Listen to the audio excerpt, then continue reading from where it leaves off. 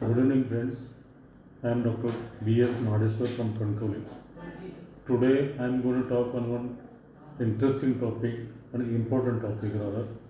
It is glycemic variability. So, what is glycemic variability? There is a fluctuation in blood sugar level.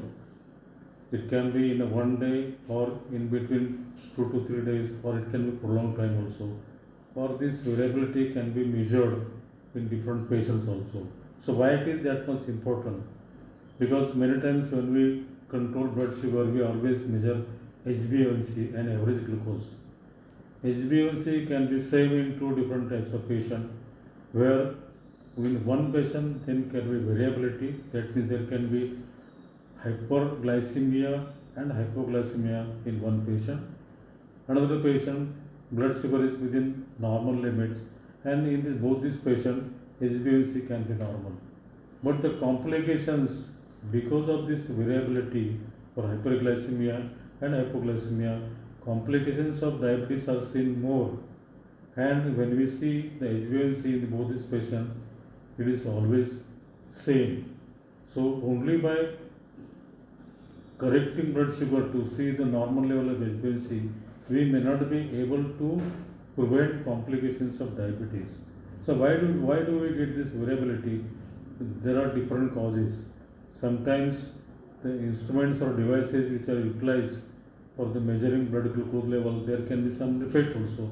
For example, glucometer, which type of glucometer it is, or the screens, or the person who is doing this test of blood sugar, there can be defect. So this can be one important cause.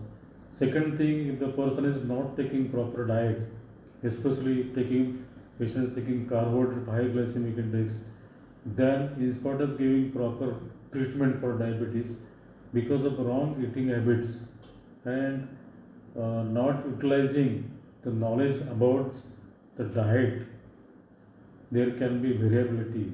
Postprandial blood sugar can be very high, or sometimes because of excessive work or activity or exercise, there can be hypoglycemia.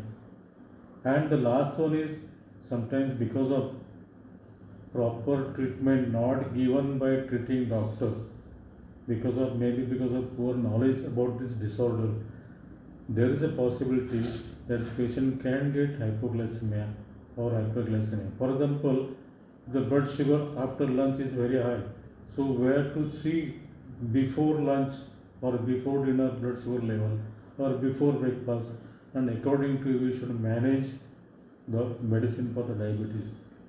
Many times, especially in type 2 diabetic patient, the blood sugar is controlled only with sulfonylurea, which is no doubt it's a secretagogue. But by giving only secretagogue, the blood sugar may not get controlled. So this patient should be given DPP-4 inhibitors along with the metformin and along with the lifestyle.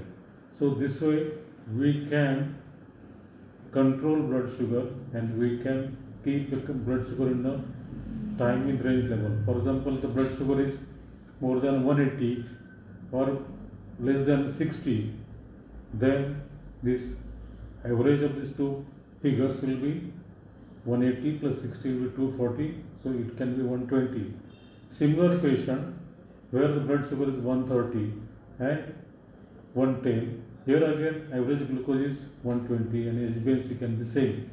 But because of postprandial hyperglycemia, there is a damage to the endothelium of the blood vessel. So that is why many times complication as far as cardiovascular system is concerned, postprandial hyperglycemia is responsible for the cardiovascular events. Where there is a damage to the blood vessel, there is a addition of this glucose to the proteins. It is called as advanced glycation aid product, H products. And this H product, they penetrate blood vessels, endothelia, and atherosclerosis is enhanced.